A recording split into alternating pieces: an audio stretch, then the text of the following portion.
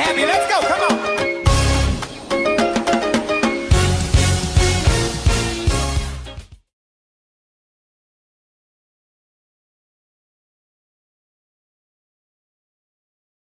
Bonjour ou bonsoir à tous et bienvenue sur l'espace Marceline où tout s'apprend. Bienvenue sur notre deuxième leçon. La fois passée, nous avons parlé des outils en ce qui concerne notre formation sur le renforcement des capacités et nous avons dit que tout s'apprend. En fait, tout s'apprend, c'est un programme de renforcement des capacités qui amène l'individu, un groupe d'individus ou même une nation à s'autonomiser. Et cela en découvrant leur potentiel, en acquérant leurs compétences, en développant les capacités qui les amènent aux décisions et à l'action. Nous avons parlé la fois passée des outils. Et le premier outil, c'était le courage dont nous avons tous besoin pour nous jeter à l'eau. Et nous avons aussi parlé de la guérison ou les processus qui nous amènent à nous prendre en charge pour sortir d'une certaine situation désagréable, d'un certain manque de connaissances. Et aujourd'hui, nous allons parler du troisième outil qui est la persévérance. Lorsque vous avez eu le courage de commencer, lorsque vous avez eu le courage de savoir qu'il faut que je fasse quelque chose, vous êtes sur la route de la guérison. Maintenant, il faut tenir ferme. Il faut avoir la persévérance. Il faut savoir que tout ne va pas réussir d'un coup, mais il faut tenir la corde. Parce que les gens qui réussissent commencent toujours là où l'échec s'arrête. Ce n'est pas le moment d'abandonner, c'est le moment d'aller et de dire « je me relève et je vais réessayer ». Et cela, vous n'êtes pas seul, parce que sur cette terre, il n'y a personne qui réussit seul. Si vous avez besoin d'aide, vous pouvez faire appel à un mentor ou à un enseignant ou à un coach, comme vous pouvez l'entendre, même des amis, pour que nous puissions alors travailler ensemble pour que chacun puisse atteindre ses objectifs ou réaliser ses rêves. Et les chercheurs disent qu'il faut au moins 90 jours pour créer les habitudes qui nous font réussir, qui nous font repartir pour atteindre nos buts. Donc, il faut regarder de l'avant et se dire que les jours d'échec sont derrière nous. Maintenant, nous devons chercher les solutions, mais pas n'importe lesquelles. Les solutions qui marchent. Dans mon parcours, j'avais tellement de questions et je cherchais quelqu'un qui pouvait me donner des réponses aux questions que je me posais. En tant que chrétien, j'ai commencé à faire la comparaison entre les développements des capacités dans les séculaires, ou ce que nous appelons communément le monde, et aussi dans l'Église de Dieu. Mais j'ai découvert que les mêmes principes utilisés dans l'Église, ce sont les mêmes qui sont utilisés en dehors et ils réussissent. Tout simplement parce que les principes, c'est universel. Quiconque les utilise réussit, qu'on soit chrétien ou pas.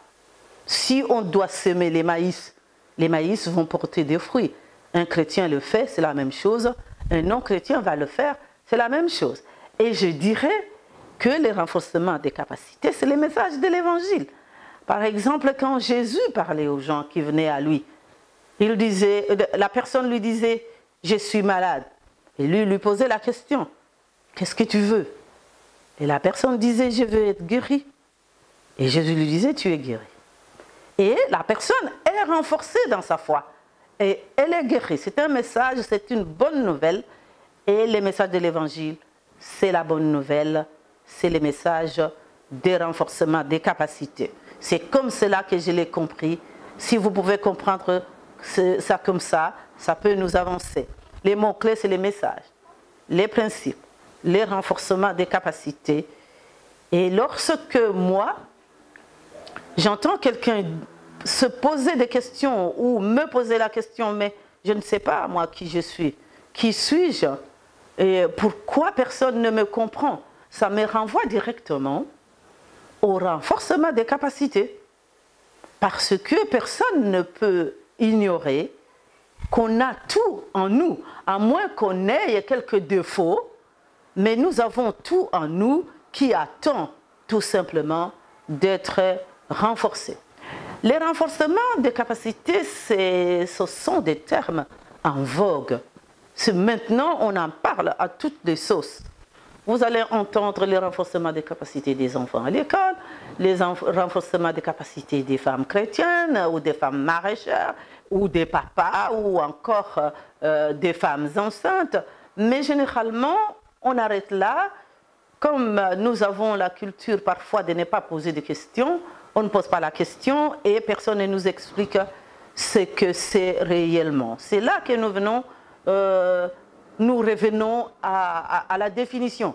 Parce que la définition des renforcements des capacités, nous la verrons tout au long de notre formation parce que ça comporte tout ce dont nous avons besoin pour comprendre que nous devons renforcer nos capacités. Qu'est-ce que c'est que le renforcement des capacités? C'est tout simplement un processus, une marche.